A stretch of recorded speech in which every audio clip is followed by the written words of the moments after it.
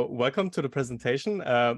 I'm Marcel, as you heard, or at least a pretty good deepfake. And today we're going to take you on a journey of going beyond the OWASP top 10 and give you a big walkthrough through a little tool we developed to simplify penetration test management. So if we have a look at the agenda, first of all, we wanted to show like our team and then explain what the OWASP is, since we are going to mention them a lot during this talk. Then go over the question, is the OWASP top 10 enough? After that, we're going to present you an overview about the architecture and the idea behind the security C4PO project. Then have a look at the classic penetration testing workflow, and then specify it with about the web application pen testing workflow. And after that, show you a demo of a pre-alpha of the current application. And last but not least, take a glance into the at the roadmap to see what we have planned for the future. So who are we? This is our team. Andreas Falk and Christina Ott are our product leads. They support us, and Stipe, Norman, and I are the developers. And what is the OWASP? So OWASP itself stands for Open Web Application Security Project, and they generally provide free resources like articles, documentation, different tools, and also technologies. So what inspired us to give this talk? Or what are like some general security challenges we face today? First of all, it's really hard to say when is a application secure or how to develop secure applications. Not every developer or project lead, product owner is really familiar with security, so can be hard to get the requirements right or during development.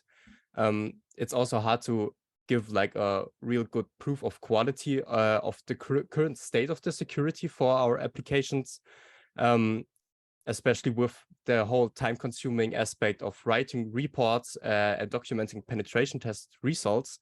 And on top of that, also there are a lot of resources that you can get into which can be hard to understand, or like the sheer number of them can also be extremely overwhelming.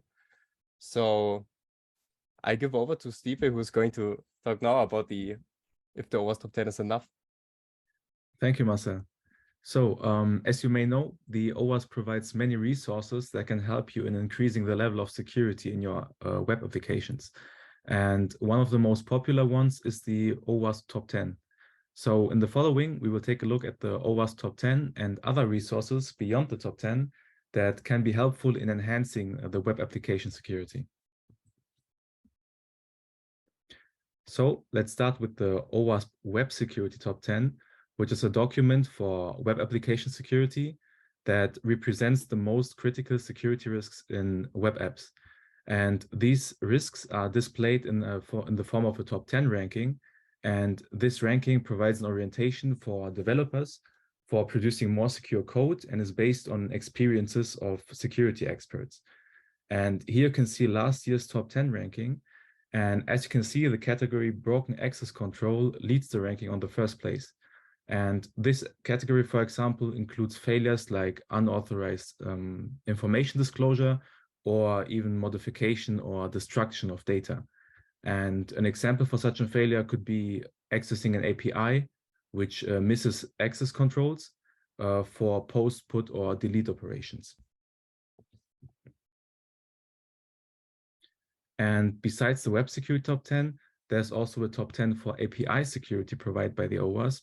So therefore, this top 10 provides a ranking of the top 10 vulnerabilities and security risks in API security. And here you can see the ranking of 2019. And the broken object level authorization category was on the first place in this year. And it describes basically the exploitability of API endpoints due to broken object level authorization, which could happen by manipulating the ID of an object that is sent within a request. And this could lead to unauthorized access to sensitive data. And besides the top 10 documents, there's also the Application Security Verification Standard, or short the ASVS. And this ASVS is an experience-based and community-driven initiative by the OWASP, which provides a framework for security requirements, primarily for web apps. And the ASVS focuses on the processes of developing, designing, and testing web apps. And the goals of the ASVS are, on one hand, helping in developing and maintaining secure applications, and on the other hand, giving security service vendors and consumers also the opportunity to coordinate their requirements and also their offerings. And the ASVS defines 3 different levels of security verification that can be reached by an application. So the first level is called the opportunistic level. The second level is the standard level. And the third and last level is the advanced level. And each of these levels increases in depth and contains a list of different security requirements that have to be met by an application in order to comply to each of these levels. And below you can see some of these security requirements. And in this case, these are security requirements of the category authentication architecture. And as you can see, each requirement is numbered, provides a short description of the requirement itself, and is mapped to the corresponding ASVS levels. And in this example, the requirements are additionally mapped to specific CWEs. So let's now take a deeper look into each security level. So the first and the most basic level is the opportunistic level. And this level provides a protection against the most common attacks for all applications, which are, for example, published in the OWASP Top 10 or other checklists. And this level represents the bare security minimum for all applications. And it's especially suitable for applications which do not process sensitive data. So they therefore do not need the stricter requirements of levels 2 or 3. On the other hand, this level is unsuitable for defending against determined attackers who specifically target the application. So if your application processes high value data, you probably won't be satisfied with only a level 1 compliant security. So this security level can be verified either automatically by tools or manually without access to the source code, which is not the case for levels 2 and 3. Next, we have level 2, the standard level. This level provides protection against typical attacks for applications that process sensitive data. And therefore, this level is suitable for applications that handle critical business operations, like handling healthcare informations, or applications that implement sensitive functions or process other sensitive assets. And the security requirements of this level aim at providing protection against more experienced and skilled and motivated attackers who target the specific parts of an application. And the security of this level can be verified with the help of the so-called objectives of the OWASP testing guide. So the third and the most strict level is the advanced level. And the aim of this level is to protect safety critical applications that require a very high level of security. And these applications perform critical functions such as processing patient data. And it could have fatal consequences if these applications fail for the organization or even for human lives. So this includes applications that are used in the military sector, in the healthcare sector, or in critical infrastructures.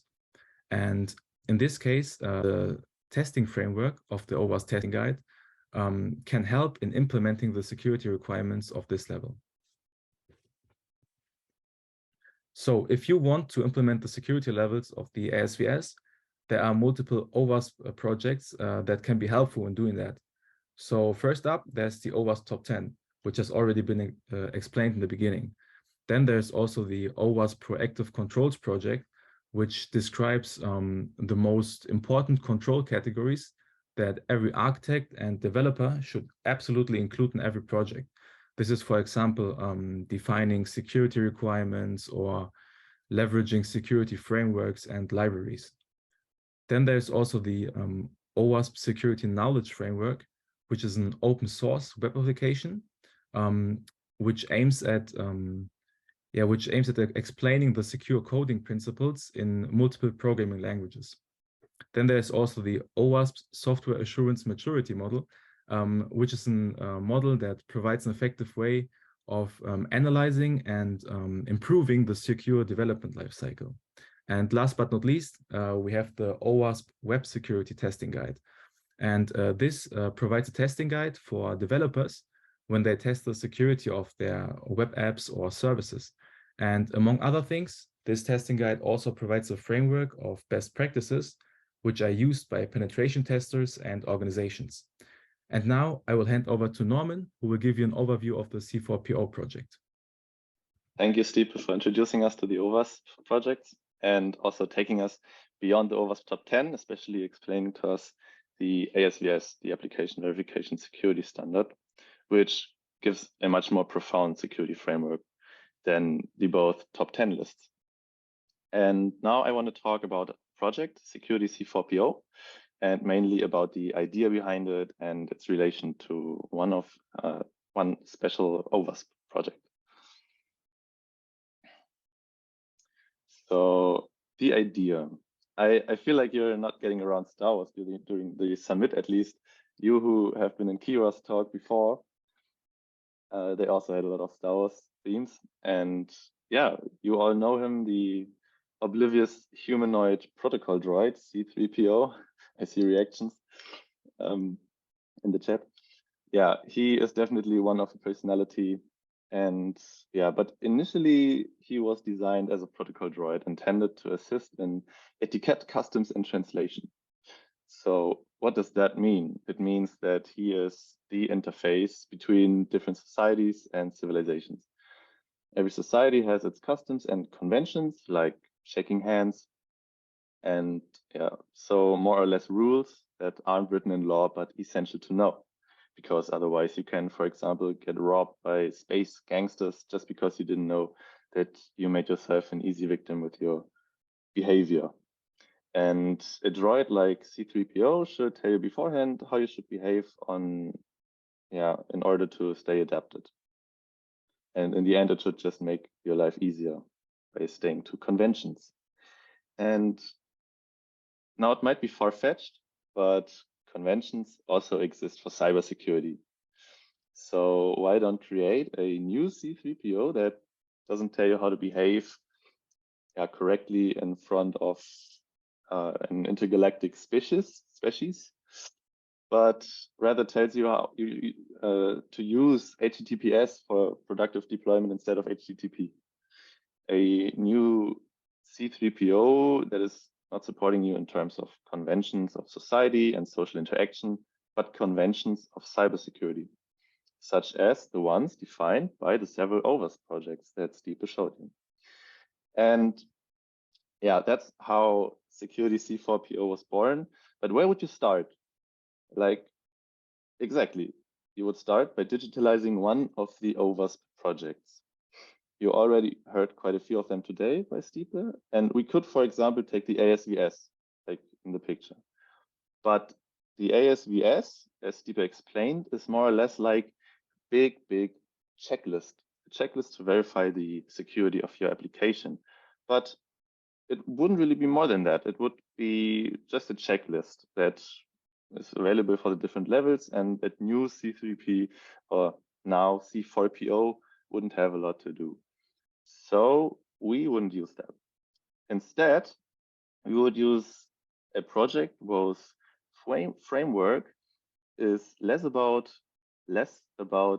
what has to be secure and more about the how do I make a specific part of my application secure. And there we take one of the lists that Stipe showed us, and it's the Web Security Testing Guide. So with that, we can, if you remember correctly, as Stipe told you, we can verify the security level by testing. By testing with the different objectives, I will tell you what objectives are, of the OWASP testing guide. And like that, we can verify the security, but also have a more profound framework, which, for what our new C4PO has just more to do, more to give to you. All right, that's about the idea. Now to the web security testing guide and how security C4PO maps to it. Yeah, the web security testing guide is split in these chapters, and the important ones are the last three. The OWASP testing framework is more about how to get security in the software development lifecycle. And Stipe also noticed or mentioned that this can be, for example, used for level 3 if you really want to get it really secure. But we won't cover that in our application. We cover the last 2 points, the web application security testing, which is the main part of the testing guide. It contains all the categories and objectives, which I will show you in a moment. And also then the 5th chapter is about the reporting. So how to write a good report in order of your tests. So taking a look at the categories, here's an example category of the 4th chapter, as I told you, and this is the 4th category, authentication testing. And in sum, there are 12 categories. There, for example, is information gathering, input validation testing, and so on. And this is one category with its different objectives. And on the next slide, we see one example objective, which has these different parts. It has an ID, and the content is always a summary, test objectives, how to test it, and sometimes there's also remediation and tools. The first 3 are also always covered in our application, as you will see soon. And remediation, so how to get rid of the critical issue that I found, and the tools, how to test this objective. These are like partly implemented or are to be done in the future. And the references are just like the white papers about the category or the objective. And we didn't think it's useful to put that into our application. Summarized, Security C4PO is a web app for managing and documenting penetration tests. This tool allows a security tester to keep track of the testing progress according to the OWASP testing guide. It aims to make the OWASP testing guide more actionable to work with. First of all, what a penetration test is, Marcel will show you later. For now, just think of it as the actual test you execute for an objective. And so the main goal of C4PO is to click yourself through the different categories and objectives of the testing guide. You can start a test, more precisely a penetration test, which you can completely manage via the application. That also includes adding a finding. A finding is, if you found a vulnerability by testing what was described here. And these findings you can also add in our application. And in the end, you can automatically generate a report of the penetration test, which is just a super cool feature. So let's take a look at what is behind of what I just told you. Our application consists of some services. We have a front end, which is running on Angular and is pretty fancy. And we have a backend running Spring Boot with MongoDB. So more or less a casual tech stack. And we also use an identity provider. We use Keycloak for managing user accounts. Why do we use an identity provider? We have plans to make the application collaborative, meaning that multiple, say, developers or pen testers can collaborate on a project. So really testing it together.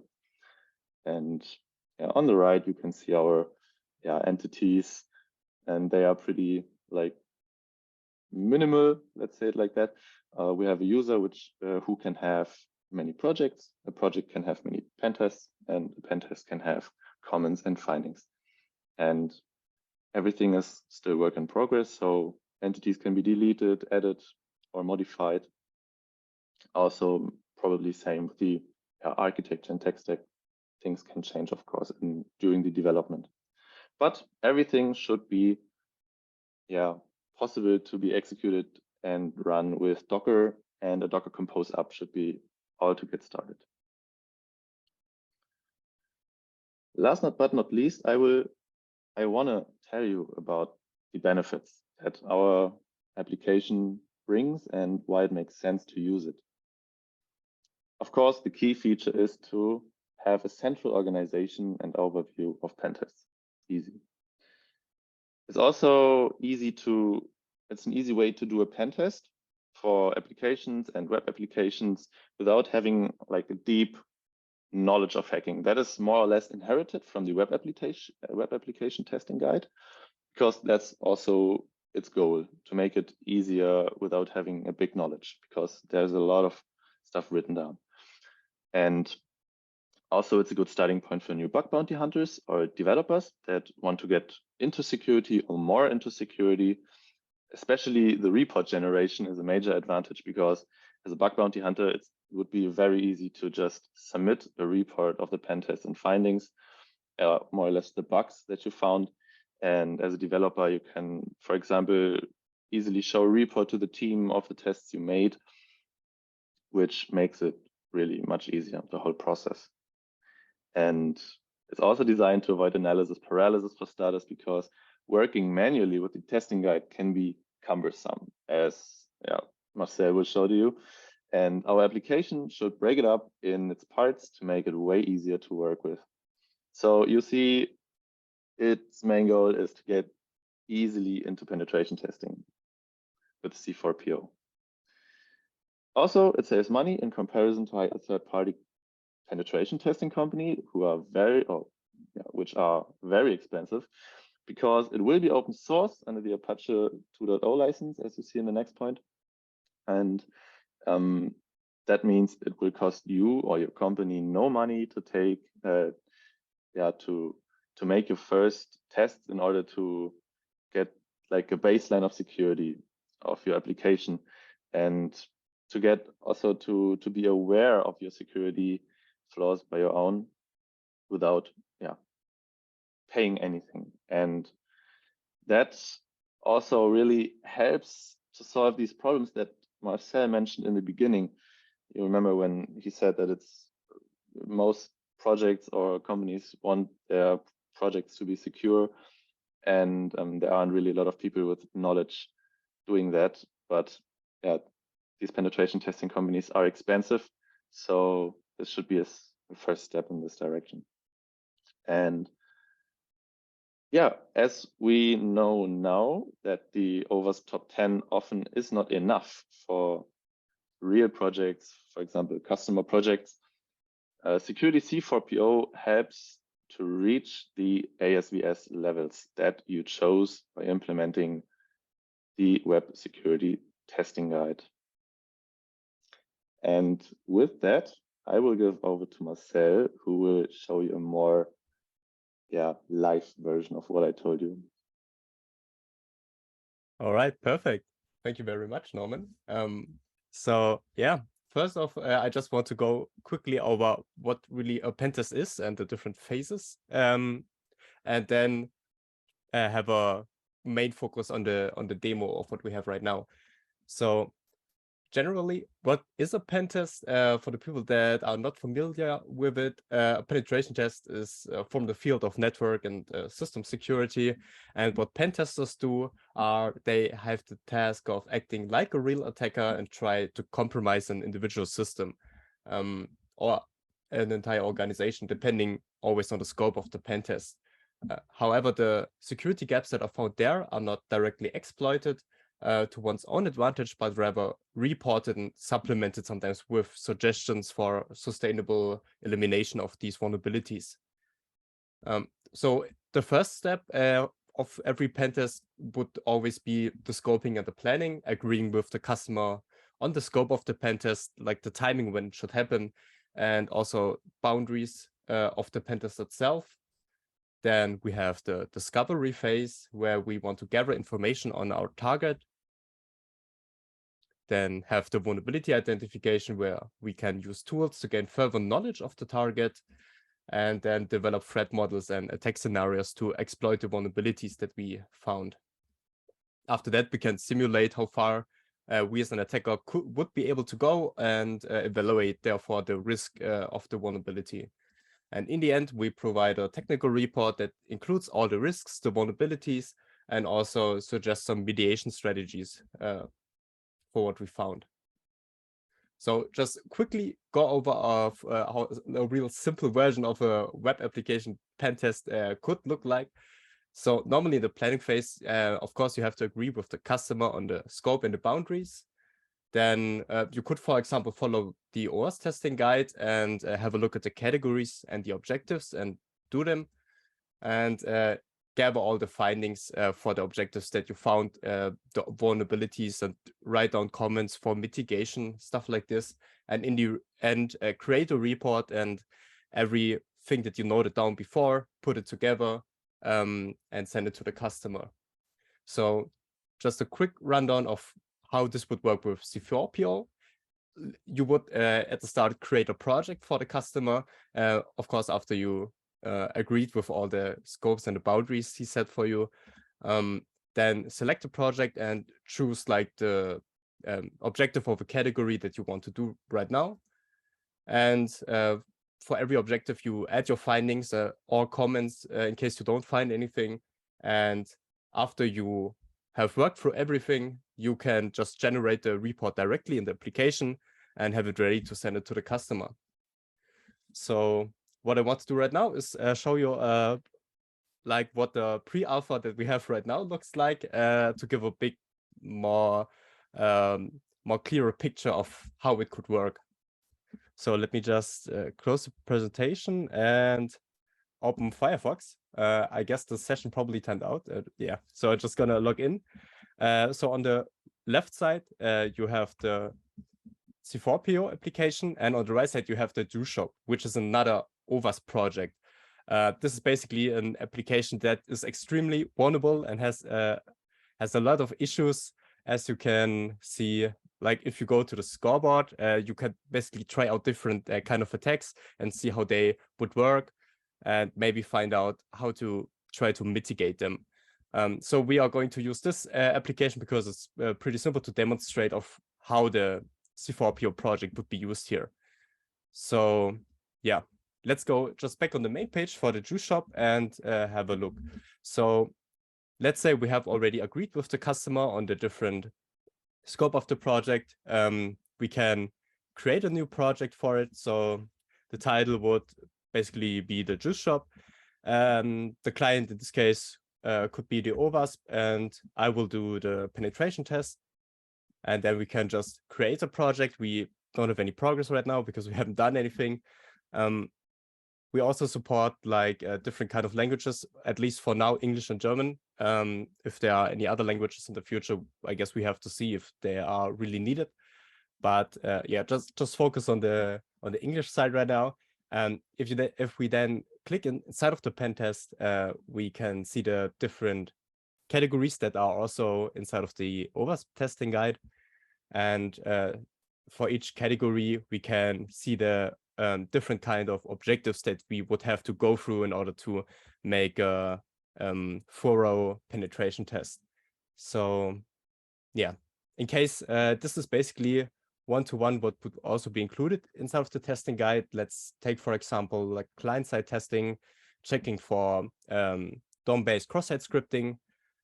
So what we have right here is more or less the same summary of this specific objective with some additional stuff and explanation about the vulnerability that we try to find. We can also always go directly to the official OWASP guide in case we want some additional information about the objective we are working on. But yeah, let's just take a look at this. I won't read everything here because that would be a bit too time-consuming. Basically, we have like we want to look for a cross-site scripting vulnerability. This usually comes, we can find it somewhere where a user can input something, input written to the page by the server. In a way, it does not directly allow cross-site scripting or input obtained from the client-side JavaScript objects. So yeah, I guess we can just set the objective in progress right now, since we want to work on it, and then yeah, see how maybe where in the application we can do this this kind of vulnerability. So if we have a look at the application, there are not really a lot of input fields right now,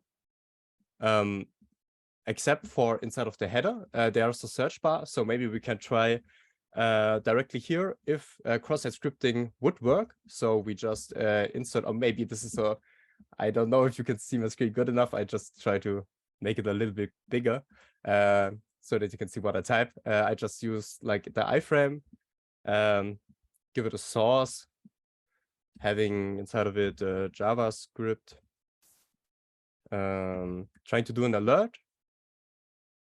Basically, what we want to do is just show cross-site scripting and then see if it works. And as we can see, we directly get the cross-site scripting, like the notification pop-up that we put in right here. So this was successful.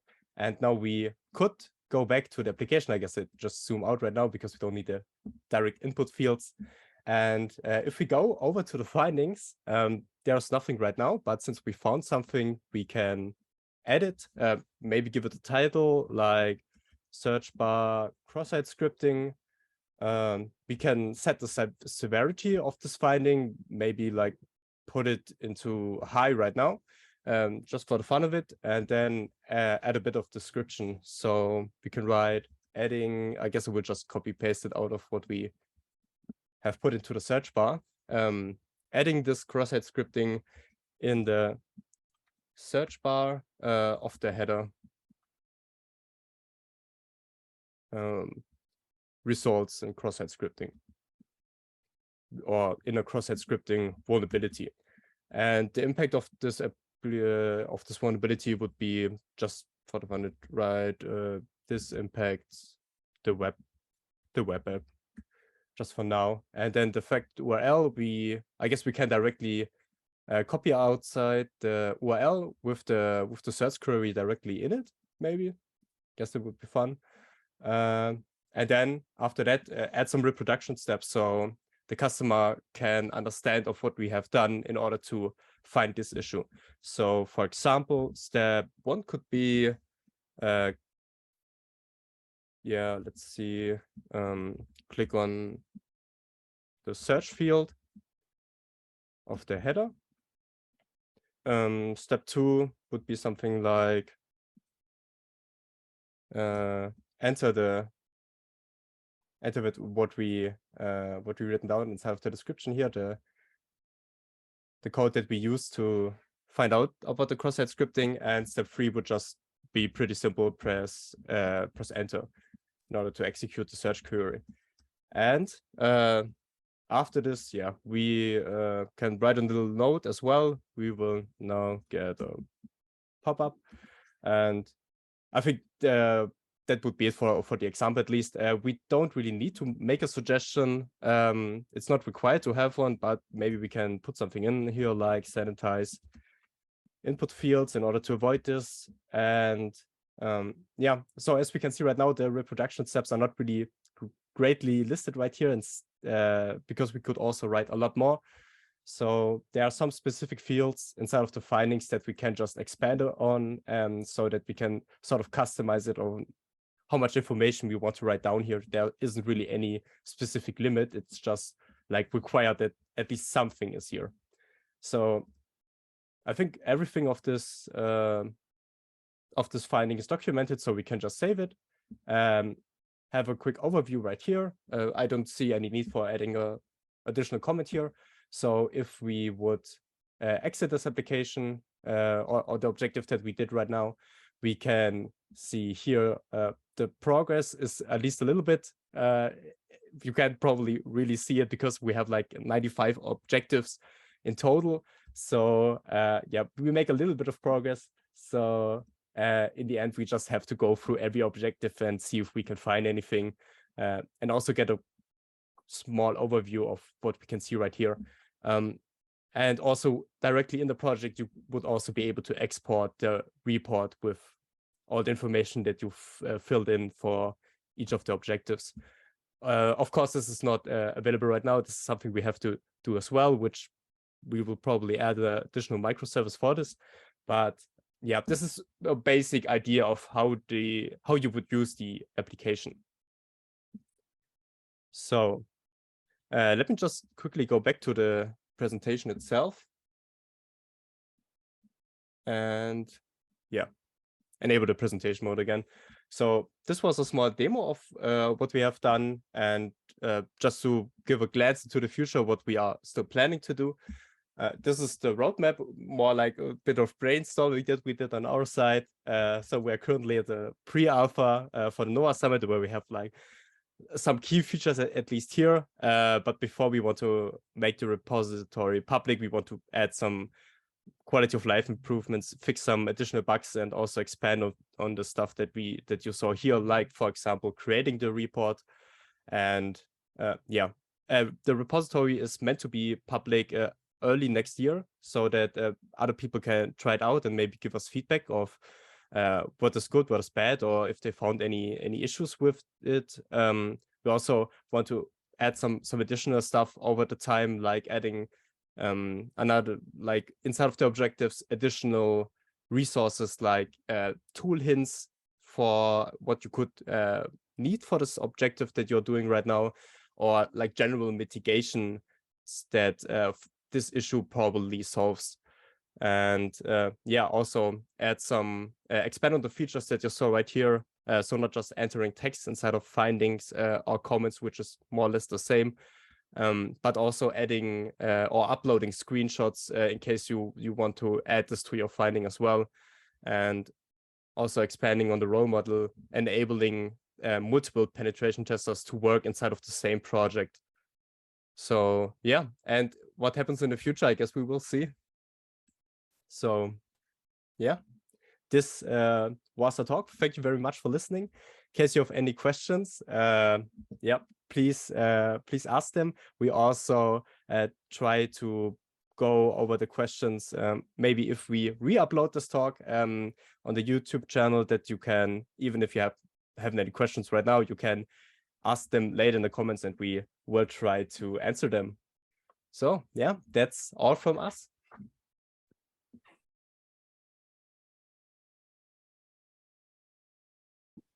People can participate, like Marcel said, probably early next year, because from then on, the repository on GitHub will be public.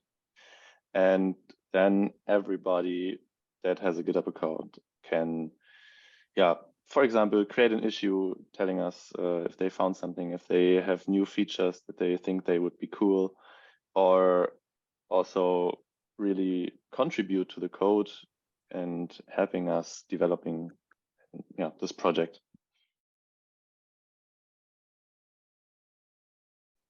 For example, we have basically two different categories for the target audience.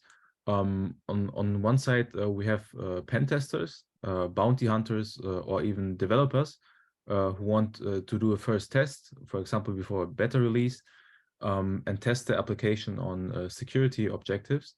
And on the other side, we have on a higher level, when the role management and the live collaboration system is implemented, we have managers that could possibly assign different pen tester teams onto projects. So yeah. So like, I think a good point where you could use the application is, of course, if you are doing a bug bounty, for example, you could just do it for the bounty that you are trying to do.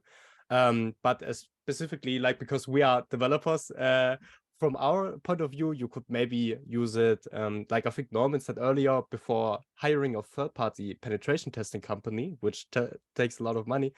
You could just use it for your own project, so that maybe 2 or 3 developers work together and just try to do a small pen test with our application for their application, like before a beta release, for example, to maybe save some time and specifically costs before hiring a third party to do this. Yeah.